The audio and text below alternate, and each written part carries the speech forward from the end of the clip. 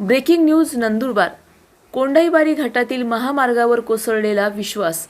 उद्घाटनाआधीच पुलावर पडले भगदाड. गेल्या अनेक वर्षांपासून सुरू असलेल्या धुळे-सुरत राष्ट्रीय महामार्गाचे काम अजून पूर्ण झालेले नसताना कोंडाईबारी घाटातील एका नव्या पुलावर मोठे भगदाड पडल्याची धक्कादायक घटना समोर आली आहे. हे भगदाड इतके गंभीर आहे की प्रशासनाला तातडीने पुलावरील एका बाजूची वाहतूक बंद करावी लागली आहे. सध्या दुसऱ्या समांतर पुलावरून दोन्ही बाजूंची वाहतूक पोलीस नियंत्रणाखाली सुरू ठेवण्यात येत आहे. मात्र यामुळे घाटातील वाहतूक कोंडी होण्याचा मोठा धोका निर्माण झाला आहे.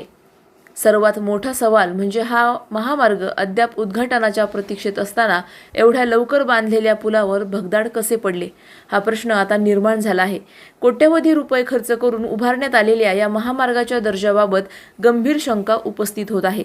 स्थानिक नागरिक आणि प्रवाशांनी या घटनेनंतर तीव्र संताप व्यक्त केला असून निकृष्ट कामाबाबत संबंधित ठेकेदार आणि यंत्रणांवर कारवाईची मागणी केली आहे. प्रशासनाकडून सध्या पुलाच्या तपासणीसाठी तांत्रिक पथक पाठविण्यात आल्याची माहिती मिळाली असून दरम्यान नागरिकांनी घाटात प्रवास करताना काळजी घेण्याचे आवाहन प्रशासनाकडून करण्यात आले आहे. या प्रकारामुळे आगामी पावसाळ्यात आणखी मोठ्या अपघातांची शक्यता नाकारता येत नाही. त्यामुळे यंत्रणांनी तात्काळ योग्य ती दखल घेण्याची गरज आहे.